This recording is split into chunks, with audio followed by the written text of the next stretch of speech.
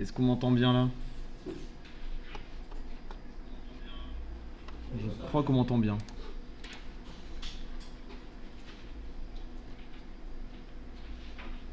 Salut à tous.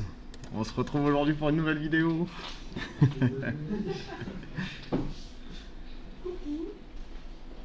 Alors du coup aujourd'hui on va tester le projet des étudiants de l'année dernière, donc qui est Projet Broom, qui s'appelle maintenant Medieval Cleaning, donc son nom finalisé. Il a été nominé au Pégase 2022, donc dans la catégorie meilleur jeu étudiant. Voilà, donc en fin d'année, donc en dernière année donc d'études à Ciméart, on développe donc un jeu pendant toute l'année avec un suivi des formateurs qui sont là, que ça soit en programmation, en GD et en game art. Et donc ils doivent développer le jeu pendant toute l'année en cours et rendre à la fin un dossier et un prototype de jeu fonctionnel qui dure environ 20 à 30 minutes. Voilà. Donc là je vais lancer donc la dernière build du jeu, donc c'est-à-dire le dernier exécutable du jeu, qui a été sorti donc juste avant le jury de fin d'année. On va regarder ensemble un peu comment est-ce que ce jeu a été fait. Donc du début à la fin, il y a les étudiants de deuxième année en programmation avec moi, juste là. Voilà, qui vont justement aussi parler et donc interagir pour dire comment ils auraient codé pour eux cette mécanique de jeu pour chaque phase en fait de jeu qu'on va présenter ici. Voilà, donc je vais lancer le build, ça va prendre un petit peu de temps, ça devrait aller. Par contre, je sais pas du tout si l'audio du jeu va être transcrit sur le live. On va voir ça.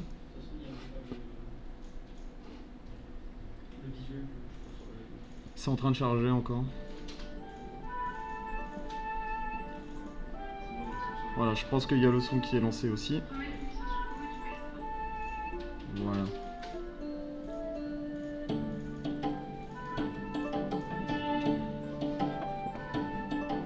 Donc je vais baisser un petit peu de mon côté.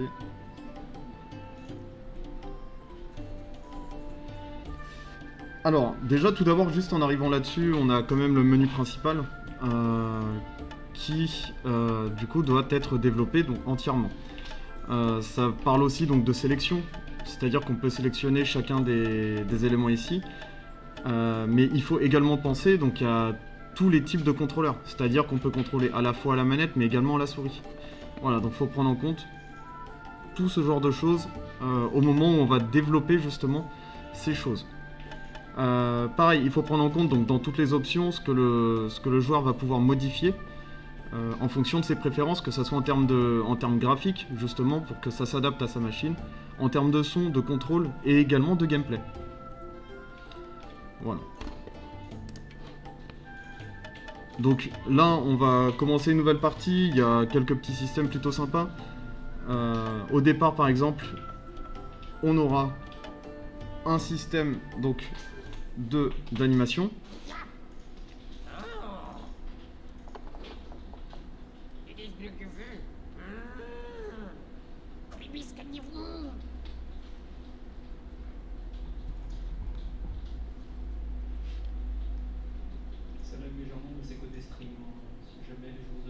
Ok.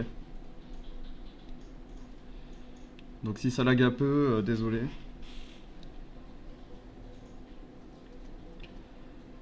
Voilà, donc on arrive, on est dans le premier niveau du jeu, c'est le niveau tutoriel. Alors déjà, c'est une vue en top-down. Est-ce que vous pouvez expliquer, est-ce que quelqu'un ici peut expliquer ce qu'est la vue top-down? C'est vue du dessus du coup. Ouais.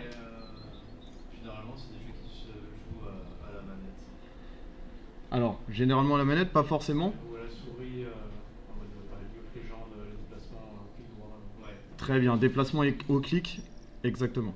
Donc là on est sur un jeu plutôt dynamique puisqu'on peut jouer à la manette, c'est-à-dire que ici on va déplacer le personnage non pas au clic mais plutôt au déplacement du stick. Voilà. Donc on a pas mal de systèmes d'interaction. Alors je vous laisse aussi profiter du travail sonore. puisqu'on entend justement en fonction des différentes pièces dans lesquelles on va aller, la réverbération et les sons qui vont être modifiés en fonction de la pièce dans laquelle on est.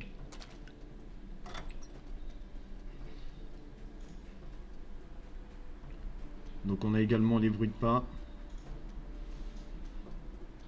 Alors, on a également aussi le système d'animation. Le personnage est entièrement animé. Il va pouvoir mettre des coups. On va pouvoir combattre, qu'on verra plus tard du coup dans le deuxième niveau. Et on a également un système d'équipement. Alors, qui dit système d'équipement, dit inventaire. Voilà, donc on a une petite explication au niveau de l'inventaire. Ça aussi également pensé à donner le plus de feedback pour le player, afin qu'il puisse comprendre ce qu'il doit faire dans le jeu. C'est très important, c'est un des points justement qu'on retrouve qui est un peu un souci dans les projets étudiants, c'est que ça manque énormément de feedback. Voilà. Donc là on avait mis un peu l'accent sur ce projet là, sur les feedbacks pour le joueur, afin qu'il puisse comprendre ce qu'il doit faire, comment le faire également. Donc pour le système d'inventaire qui est juste là, voilà. On va pouvoir sélectionner des pièces d'équipement et les équiper directement. Voilà, donc aussi une des choses qui avait été développée, c'est le fait que l'équipement s'adapte et change l'aspect du joueur. Donc là on peut le voir avec le tonneau en bois qui s'est rajouté sur le player. Alors ce genre de choses, c'est énormément de développement, puisqu'en fait on doit faire la modélisation de chacune des parties pour le player. Donc ça prend un peu de temps, mais ça donne quand même ce cachet en plus d'avoir, on va dire, un aspect différent en fonction de l'équipement qu'on a. Donc ça change le côté graphique, mais ça change également le côté proc derrière, puisqu'en fait on va avoir des stats différentes sur notre player, avec par exemple plus de défense ou plus d'attaque en fonction de l'équipement qu'on va utiliser. Alors là pour le moment on est sur un jeu qui est plutôt classique, mais en fait on va avoir derrière des mécaniques qui vont se rajouter, comme par exemple ici la mécanique du dash. Voilà.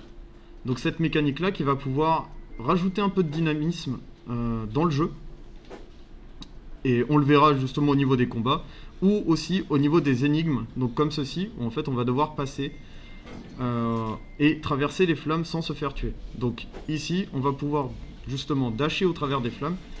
Ce dash donne un temps d'invulnérabilité. Donc il faut apprendre à s'en servir. C'est aussi le but du tutoriel au départ, c'est que le joueur puisse comprendre que chacune mécanique du jeu a un aspect important. Voilà. Donc ici, on va pouvoir taper cette banane afin d'apprendre justement à utiliser les coups.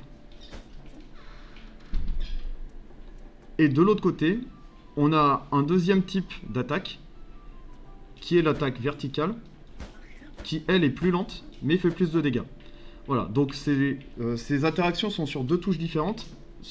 Par exemple, à la manette, c'est X et Y. Et donc c'est calibré de façon à ce que justement les attaques plus lentes fassent plus de dégâts aux ennemis. Voilà, donc ça, ce genre de choses également que le développeur doit penser au moment où il fait son jeu. Donc là on apprend encore plus de mécanique, c'est-à-dire que juste avant on l'avait vu, mais on peut également dasher, faire ce système de dash en l'air. Voilà. Donc tout à fait possible de l'utiliser en l'air afin de justement sortir des ennemis plus rapidement et pouvoir justement se remettre à l'abri.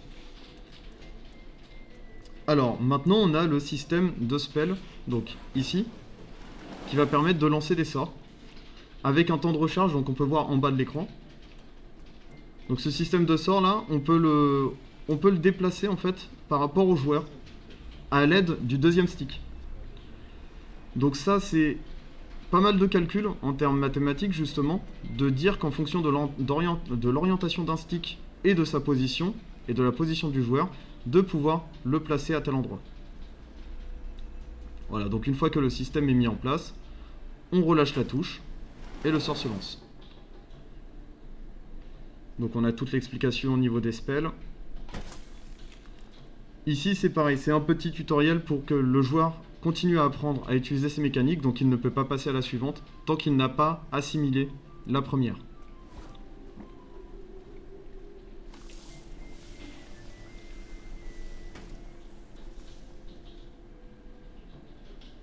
Donc on peut le voir aussi, un changement de matériel, donc de texture sur les objets en fonction des sorts qui touchent les objets.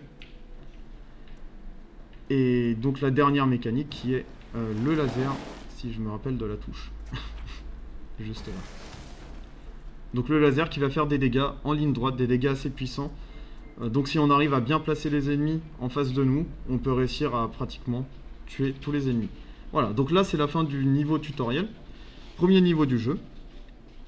On peut voir aussi donc à l'arrivée du prochain niveau les bandes noires qui arrivent, qui justement donnent un feedback supplémentaire au joueur en lui disant il va se passer quelque chose à ce niveau-là.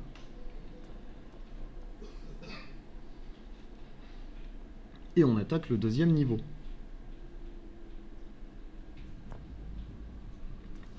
Donc deuxième niveau, cette fois-ci on lâche un peu plus le joueur. Donc on est là pour vraiment lui faire tester le jeu, lui faire comprendre comment utiliser donc ses sorts, tout ça. Il a tout assimilé par rapport au tutoriel. Et on attaque la partie gameplay. Donc la partie la plus intéressante, on va dire. Donc je vais courir un petit peu, je vais mettre sur pause le temps que les ennemis spawnent. Voilà. Donc les ennemis sont apparus, donc ces ennemis-là. Les petits squelettons juste là. Donc les ennemis, on va dire, un peu basiques du jeu. Il y a pas mal de choses à dire dessus, puisqu'en fait on doit coder justement sur ce genre de choses et penser à toute l'IA, donc toute l'intelligence artificielle derrière. Le fait que déjà ça spawn, et qu'en fonction de quel type d'ennemi il s'agit, elles vont avoir un comportement différent. Par exemple, on a des comportements plus corps à corps, donc les ennemis squelettons corps à corps qui sont là, qui vont courir après le joueur et essayer de le taper. Alors qu'au contraire, les ennemis distance vont avoir un comportement plutôt fuyard, donc de reculer, et de s'éloigner du joueur afin de se repositionner et tirer des flèches en étant à l'abri. Voilà. Donc, bonsoir. D'accord. Donc ici, on a tout ce déplacement qui est fait au niveau des ennemis. Et à ce niveau-là, on va pouvoir taper les ennemis et les ennemis vont nous taper également. Donc on le voit. Alors, il y a également un système de, on va dire, de hit. Donc c'est-à-dire qu'au niveau des ennemis, on va pouvoir les taper avant qu'ils nous tapent et donc arrêter leurs animations. Donc le but, ça va être de rester protégé et de taper les ennemis en continu. Donc on le voit là, en fait le coup rapide ici va nous servir plutôt à bloquer les attaques ennemies. Et l'attaque horizontale va nous permettre de faire plus de dégâts. On peut également se servir des sorts. Et chaque sort va avoir on va dire une utilité différente. Donc par exemple le sort de gel va permettre de bloquer les ennemis. Alors que les autres sorts, donc par exemple le sort de tornade ici qu'on a vu, va faire des dégâts en zone. La zone de poison que j'ai utilisée aussi juste avant va faire des dégâts sur la durée. C'est-à-dire que les ennemis vont prendre des petits dégâts tout le long, tant qu'elles restent dans le poison. Ici on a un système de checkpoint. De cette façon, même si on meurt, on reviendra forcément au checkpoint. Voilà. Donc système de points de vie, système de vie également. C'est-à-dire que pour un niveau, on va avoir 3 vies. Si au bout de 3 vies, on meurt et on perd toutes nos vies, on revient au début de ce niveau. Attention, pas au début du jeu, mais vraiment de ce niveau. Voilà, donc des plateformes également qui s'écroulent. Donc tout ça, ce sont des interactions en fait qui sont mises en place par le développeur en travail avec les animations.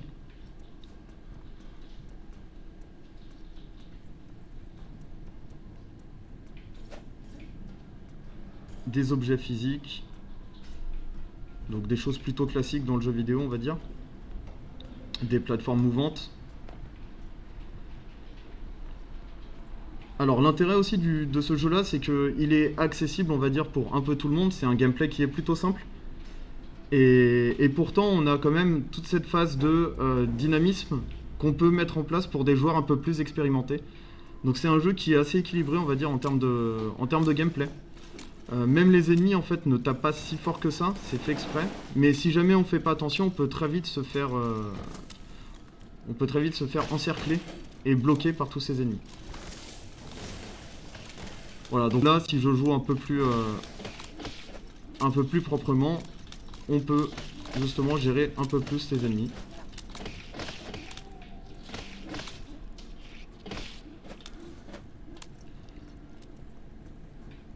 Alors, on peut voir également qu'on a des vagues d'ennemis. Donc ce système de vagues qui justement bloque les portes tant qu'on n'a pas battu tous les ennemis. Donc ça c'est un système d'arène qui avait été mis en place. Et donc ça oriente aussi le joueur puisqu'à la fin de chaque arène comme ceci. Donc je vais essayer de la finir assez vite. Voilà. Il doit rester un ennemi dans un coin. Ici. Les portes s'ouvrent. Donc on peut voir également donc, du mouvement au niveau des portes et de donner cette impression au joueur, donc ce feedback au joueur, que la suite du niveau se situe par ici.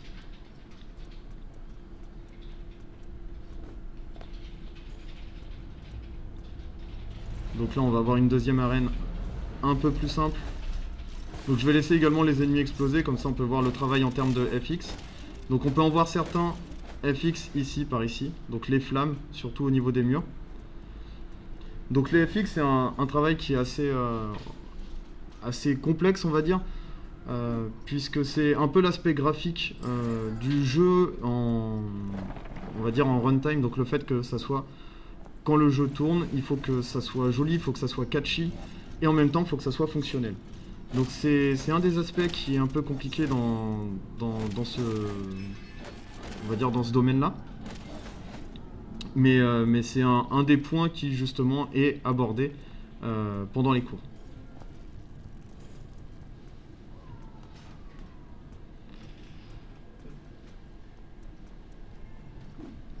Voilà, donc on va continuer un petit peu ce niveau. Donc également la difficulté des niveaux augmente au fur et à mesure. Donc c'est-à-dire que quand le joueur aura bien pris en main le jeu, on va pouvoir le lâcher un peu plus et lui donner plus de difficultés. Ah, comme ceci. Donc plus de difficultés par rapport aux mécaniques qu'il a apprises. On va pouvoir pousser ces mécaniques un peu plus loin et lui dire ok, bah maintenant, avec ce que tu as appris, tu peux faire mieux. Donc c'est le but justement de ce genre de jeu, c'est de lui faire comprendre que ces mécaniques sont bien au départ, mais qu'elles peuvent être améliorées et qu'elles peuvent servir à plus de choses qu'avec quoi il les utilisait au départ. Voilà, donc pareil ici, la phase du pont qui s'écroule, donc plutôt classique dans le jeu vidéo on peut dire, mais qui justement montre aussi l'expertise à ce niveau-là. Donc on a aussi, hein, vous l'avez vu, le zoom caméra dans certaines phases de jeu.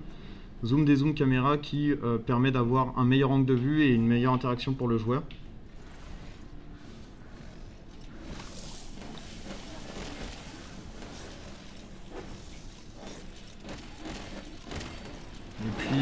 Et puis voilà pour ce jeu. Voilà. Donc bien sûr, hein, si vous avez des questions, j'ai le chat en même temps juste à côté. J'y réponds avec plaisir. Si vous avez des questions par rapport au jeu, n'hésitez surtout pas. Donc par exemple, donc, au niveau des IA, c'est quelque chose qu'on aborde en cours, assez poussé justement. C'est un des points qui est un peu plus poussé, puisque c'est un des aspects en fait dans le jeu vidéo qui est assez important.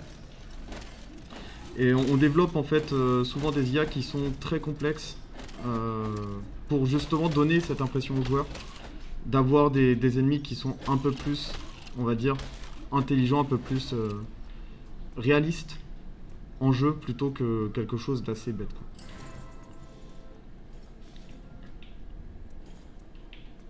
Au niveau des formations également, donc la formation de programmation, celle qui a permis de développer ce jeu et les jeux précédents, Et sur 3 ans, donc c'est une formation sur 3 ans qui est certifiée RNCP.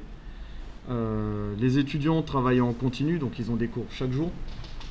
Ils sont là en permanence et les formateurs sont là avec eux pour les accompagner tout le long de leur cursus. On a justement des cours de programmation, donc c'est un peu la matière principale, qui touche un peu à tout. Cette matière-là, ça prend à peu près la moitié de la semaine, je pense, les cours de programmation. On a également des cours de son et d'intégration sonore, des cours d'intégration moteur, puisqu'en fait, on fait un peu la différence entre justement l'aspect développement et l'aspect intégration. On intègre donc l'intégration dans un moteur, que ce soit l'aspect level design, qui permet de justement construire ces niveaux, donc l'architecture des niveaux, le fait que tout soit bien placé correctement, que ça soit cohérent pour le joueur, c'est un travail en soi. Et on a également donc des cours d'anglais, puisque les étudiants doivent apprendre à s'exprimer et à avoir on va dire un vocabulaire professionnel en anglais à leur sortie d'études. Et également donc avec la section Game Art qui elle va s'occuper de tous les assets in-game. Donc là vous pouvez le voir, en fait tous les assets qui sont ici dans le jeu ont été réalisés entièrement par les étudiants.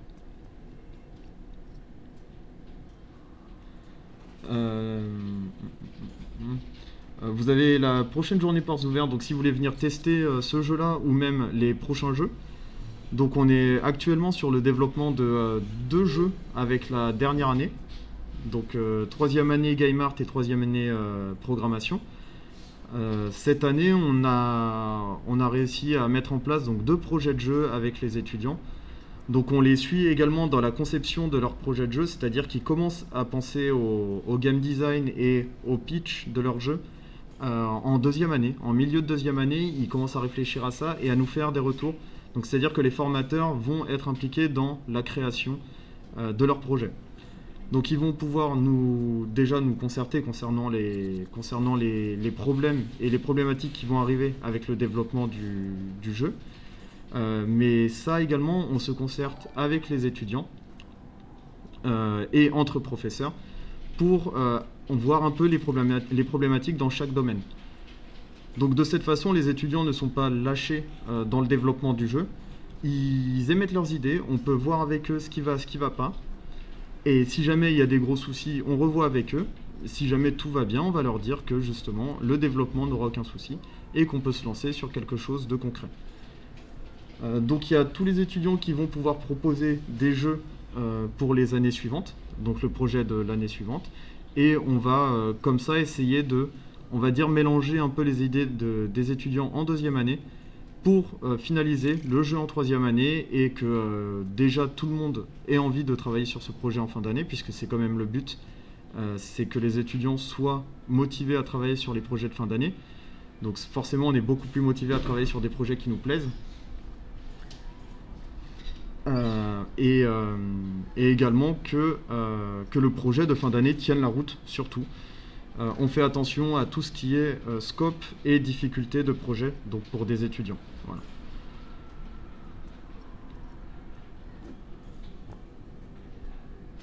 Alors justement par rapport au projet de l'année suivante, donc là celui-ci c'est le projet de l'année précédente, donc les projets de cette année. Sur les 2 projets de cette année, je vais spoiler un petit peu, hein, mais on va en montrer quelques-uns. On va montrer ce qui se passe un petit peu au niveau de cette année. On va regarder ensemble avant la fin du live et tester justement certains des jeux en développement, donc en cours. Alors justement, les développements sont en cours, c'est-à-dire que les jeux ne sont pas du tout encore finalisés.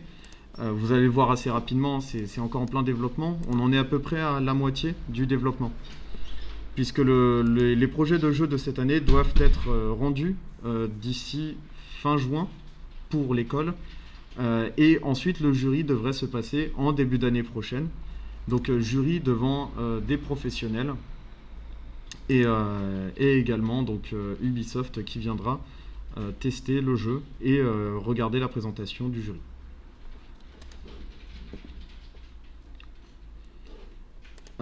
Alors, je vois des questions qui arrivent. Ouais. Alors, combien d'élèves travaillent sur un seul projet? Alors, ça dépend en fait des projets. Actuellement, on est sur des classes d'environ 20 étudiants en game art et souvent un peu moins en développement. Donc, ce qui se passe, c'est qu'on fait des groupes, on va dire, un peu équilibrés entre game art et programmation.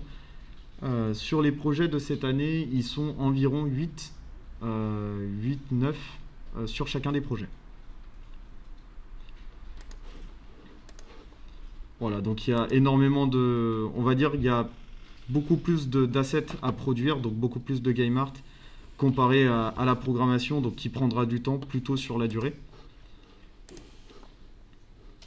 Alors, je vais juste lancer ce projet-là.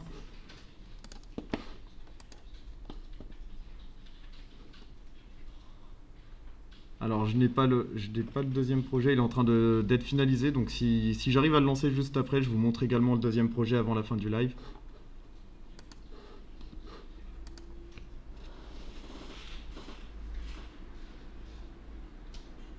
Et les étudiants qui sont très sérieux derrière moi.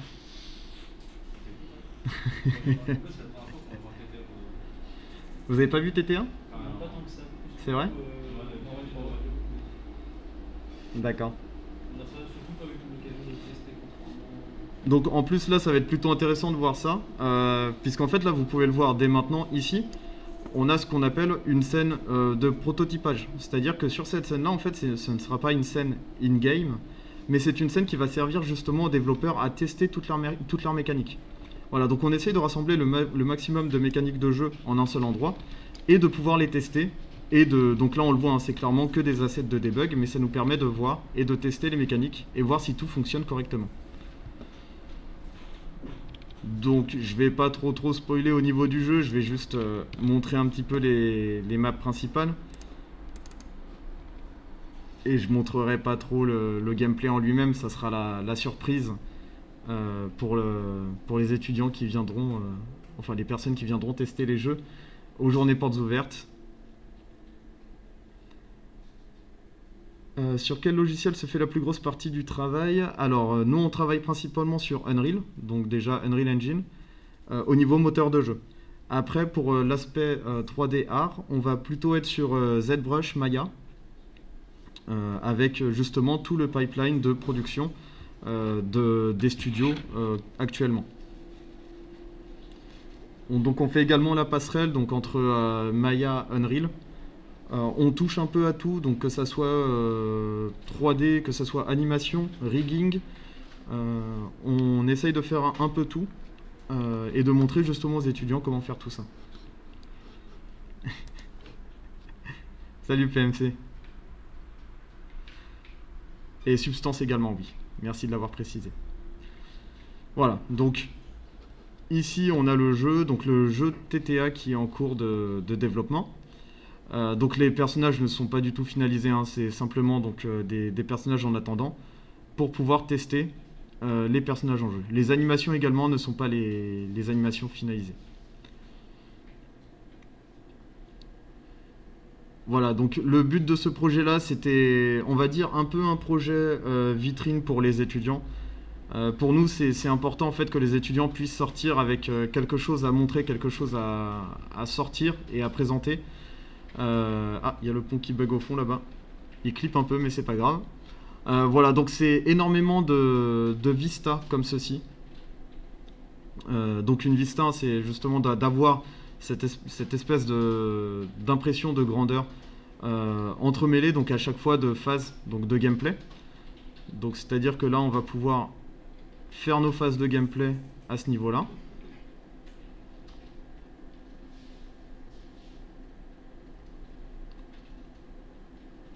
Et à chaque fois donc d'avoir ces espèces de vistas pour présenter un peu le jeu. Alors désolé pour le pont, il est en plein développement d'après ce que je vois.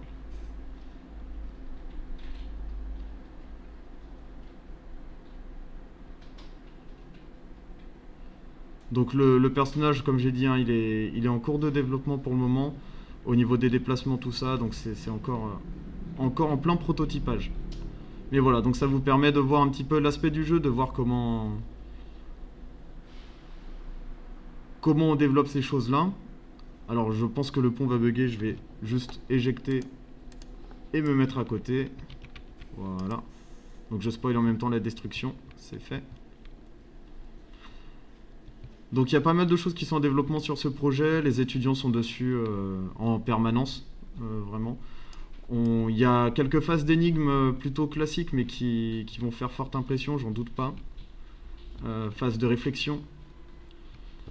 Et donc le jeu est fait sous Unreal Engine 5, la dernière version du moteur, donc c'est aussi quelque chose auquel on essaye de faire un peu attention, c'est de donner justement les outils, les derniers outils aux étudiants une fois qu'ils sont sortis d'études, de ne pas rester sur des choses obsolètes. Voilà, donc sur le moteur Unreal Engine 5, on essaye aussi d'utiliser les dernières technologies dans le moteur, que ce soit en termes d'input, que ce soit en termes d'assets, puisque Unreal a fait beaucoup de travail sur les modélisations et l'intégration de modélisations qui sont à polygone très élevé. Donc on montre justement tout ce nouveau pipe aux étudiants. C'est également un peu nouveau pour les formateurs, donc on va dire qu'on apprend en même temps que les étudiants, et c'est aussi une des choses qui je trouve est vraiment bien chez nous, hein, c'est que les formateurs s'adaptent au maximum aux étudiants, on essaye d'être là au maximum pour eux, et nous ça nous fait apprendre également, donc c'est une bonne chose pour nous. Voilà, voilà. Donc ça c'était le premier jeu, donc j'en montrerai pas plus. Et je vais essayer de montrer donc NR4O si j'y arrive, s'il veut bien s'ouvrir. Normalement il a fini de télécharger, il va peut-être prendre un petit peu de temps.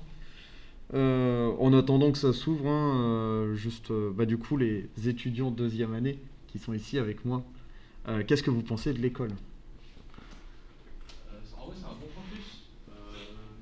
Déjà pour la proximité avec les formateurs, on s'entend tous bien. C'est agréable de travailler dans ce secteur-là.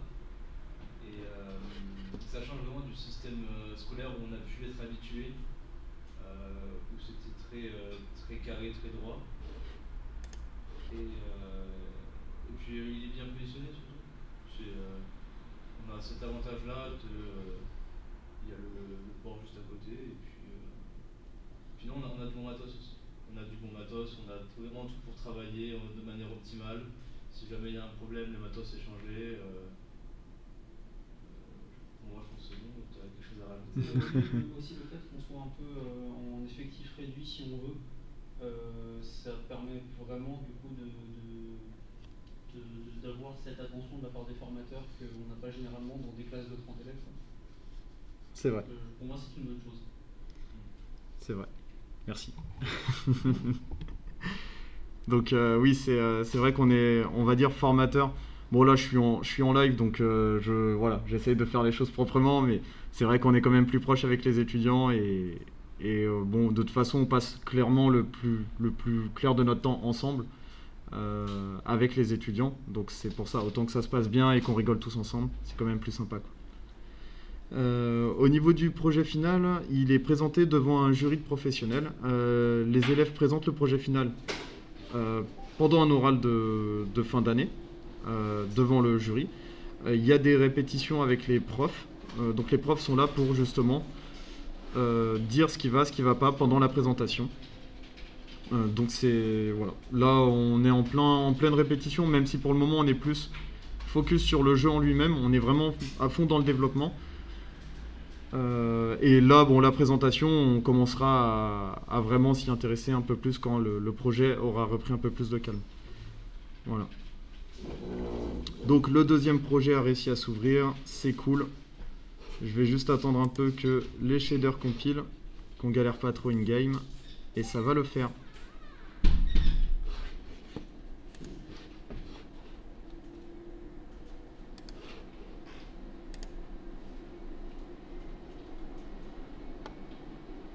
Donc pour ce deuxième projet, on est parti sur quelque chose qui est un peu plus, on va dire, un peu plus original pour un projet étudiant. Donc souvent les projets étudiants, donc comme j'ai dit, c'est souvent des projets vitrines pour eux comme pour nous, hein, puisque ça sert également à l'école de montrer le travail des étudiants qui est développé ici. mais c'est beaucoup plus pour les étudiants qu'on le fait, c'est vraiment pour eux qu'on veut présenter des bons jeux. Et là, en fait, sur ce projet-là, on s'est dit, ok, on s'amuse. On s'est vraiment dit, bon, allez, on a une bonne idée. Il y a une bonne idée qui était sortie l'année dernière au niveau des présentations de jeux. Ça avait plu à tout le monde, tous les formateurs, tous les étudiants. Donc, il fallait qu'on le fasse. Il fallait qu'on fasse ce projet-là. Et du coup, on s'est lancé vraiment dans ce projet. Je vais essayer de lancer. Voilà. Alors, je pense que j'ai pas la dernière version du projet actuellement.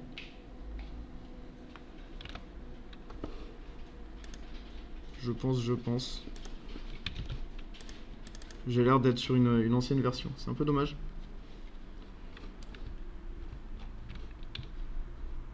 Ouais. Bon, je pourrais pas le présenter plus que ça à mon avis. Je vais éviter de présenter des trucs qui ne fonctionnent pas. Mais voilà, donc vous avez vu un petit peu, donc c'est voilà, c'est le jeu de course. C'est un jeu de course. C'est un jeu de course. Pour l'avoir testé, c'est très agréable en main. Voilà, donc on met énormément l'accent justement, comme tu dis, sur les contrôles. Ouais. Là, c'est vraiment quelque chose où on fait très attention au niveau des jeux, c'est au niveau des contrôles et des feedbacks, du ressenti, du game feel pour le joueur. Voilà. C'est difficile sur un jeu de course parce qu'il faut vraiment que tu aies cette impression de vitesse, que tu la donnes au joueur. C'est ça. Exactement. Donc c'est vrai que c'est quelque chose qui est un peu complexe. Le résultat est cool. Ouais. Le résultat est très très cool. Donc voilà, si vous avez des questions, encore une fois, n'hésitez pas avant la fin du live. Ça sera avec grand plaisir d'y répondre.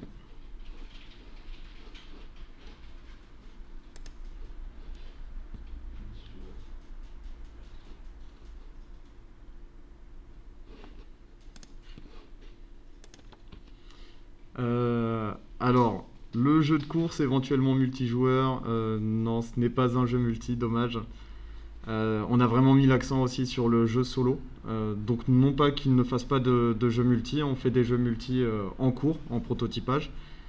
On en fait en développement, donc j'en fais en cours de programmation. On va faire un petit projet justement en LAN. Donc justement pour apprendre tous ces problèmes de qu'est-ce qu'on doit envoyer au serveur, qu'est-ce qu'on doit recevoir du serveur. Ce sont des choses que les étudiants doivent connaître. Mais là, c'est vraiment, on a fait un jeu de course pour que le joueur soit en immersion. Donc vous le verrez à la fin du développement, mais il vaut vraiment le coup. Ce jeu vaut vraiment le coup. Même le TTA vaut vraiment le coup. Et TTA également. Donc l'autre jeu, hein, le premier jeu que je vous ai présenté, on va vraiment voir des mécaniques qui vont être très sympas. Et en plus, niveau graphisme, je pense que ça va être très très beau. Les étudiants sont à fond dessus. On a des étudiants qui sont très motivés. Et quand les étudiants sont motivés, ça motive forcément les formateurs.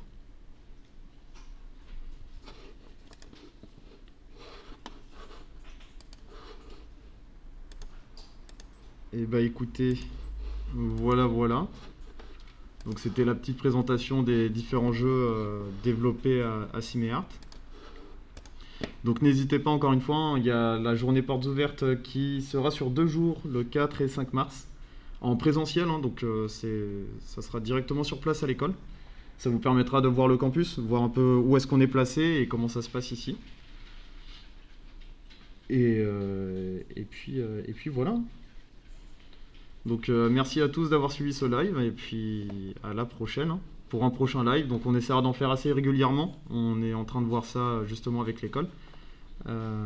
Et on vous présentera, on va dire, ce qui se passe en cours et également l'avancée des différents projets en cours d'année.